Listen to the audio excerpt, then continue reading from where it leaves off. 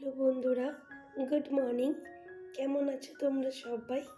আশা করছি ভালো আছো। আর আমি একটু ভালো নই। তোমরা আমার গলার ভয়েসটা শুনে বুঝতেই পেরেছো, কারণ ভীষণ শরীরটা খারাপ। তাও আমি তোমাদের সামনে ছোট্ট একটা ভিডিও নিয়ে এসেছি। তো আমরা এই শীতের মরশুমে তো অনেকেই চা খাই। তো এরকমভাবে কি তোমরা চা বানাও? তো সেটা দেখতে গেলে পুরো রেসিপিটা দেখতে হবে। তো চলো কীভাবে আমি ঠান্ডার মরশুমে চাটা বানাই ইজিলিভাবে, তো সেটাই তোমাদের সঙ্গে শেয়ার করতে এসেছি।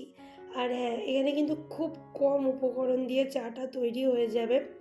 যেমন ধরো, এখানে নিয়েছি লবঙ্গ, আদা, তেজপাতা, আর এটা নিয়েছি তুলসী পাতা, আর নিয়েছি 1 কাপ মতো দুধটা একটু বেশিই লাগবে।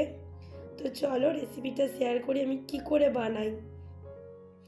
দেখো, এখানে একটা পাত্র বসিয়ে দিয়েছি, সঙ্গে 1 কাপ নয়, 1/2 কাপ মতো আমি জল দিয়ে দিলাম। তো এই জলটার মধ্যে এখন চিনি দিয়ে দেবো। তোমরা যেমন মিষ্টি খাও সেই রকম হিসাবেই চিনিটা এখানে অ্যাড করবে। আর আমি বলে দিচ্ছি যে আমার একটু ঠান্ডা লেগেছে, তাই আমার গলার আওয়াজটা এরকম হচ্ছে আর কি। তো তোমরা একটু মানিয়ে বুঝিয়ে নিয়ে দেখো, আশা করছি ভিডিওটা তোমাদের ভালো লাগবে।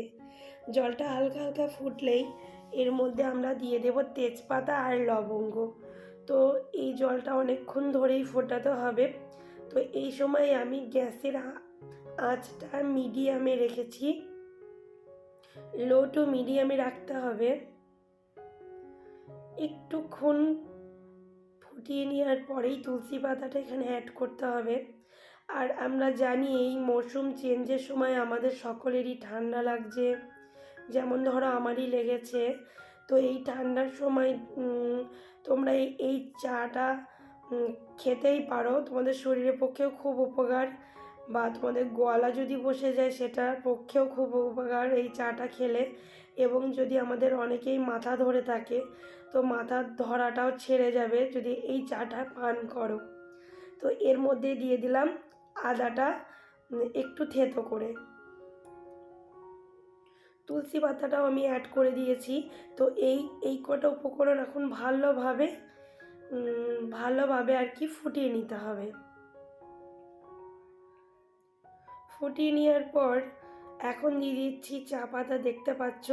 তো তোমরা তোমাদের পরিমাণ হিসাবে এই লিকারটা যেমন যে খাও, তো সেরকম হিসেবে চা পাতাটা এখানে দিয়ে দেবে।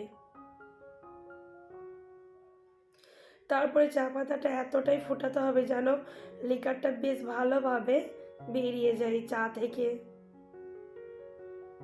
একটা আলাদা রং চলে আসে যেন চায়ের মধ্যে।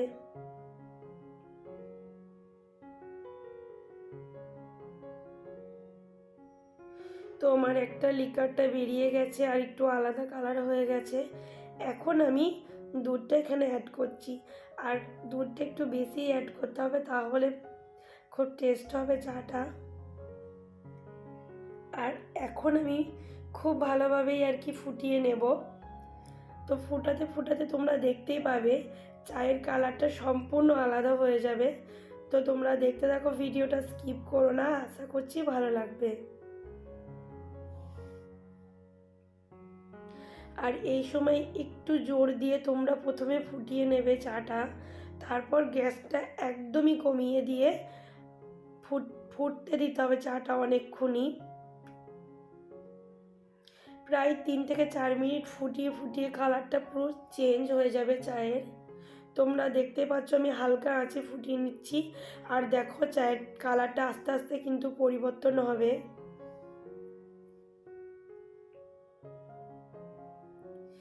দেখতে পাচ্ছ অনেকটাই পরিবর্তন হয়ে যাচ্ছে। আর এই চাটা কিন্তু আমরা শীতের মরশুমে কিন্তু সবাই ঘরে বানিয়ে খেতে পারি। আর এখানে তুলসী পাতা দেওয়া আছে আর লবঙ্গ দেওয়া আছে, এটা আমাদের সর্দি লাগলে এই দুটোই কিন্তু খুবই উপকার জিনিস।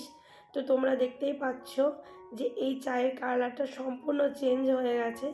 তো এই চাটা এত টেস্ট হয়েছে, তোমরা ঘরে বানিয়ে আমাকে অবশ্যই কমেন্ট করে জানাবে। চাটা পুরো আমার রেডি, এবার তোমাদেরকে দেখাবো চাটা কেমন হয়েছে।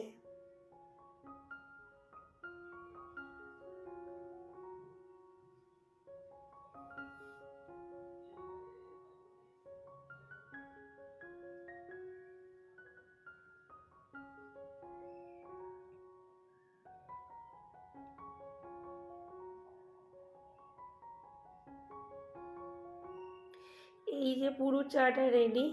আর চায়ের সঙ্গে কিন্তু এই বিস্কুটটা দারুণ লাগে। তো এইভাবেই আমি চাটা খুব শর্টকাটে বানিয়ে নিচ্ছি, আর অসম্ভব টেস্ট হয়েছিল চাটা। তোমরাও বানিয়ে খাও এবং আমাকে কমেন্ট করো। দেখো, আশা করছি তোমাদের রেসিপিটা খুব ভালো লাগবে, এই চায়ের রেসিপিটা। আমরা কিন্তু ঘরে সবাই চা বানাই, কিন্তু এরকম কি বানাও? তো বানালে অবশ্যই কমেন্ট করে আমাকে জানিও। তো ভিডিওর কোনো অংশ যদি ভালো লেগে থাকে অবশ্যই লাইক কমেন্ট শেয়ার করো। এইভাবেই আমাকে পাশে থেকো, সাপোর্ট করো। টাটা বন্ধুরা।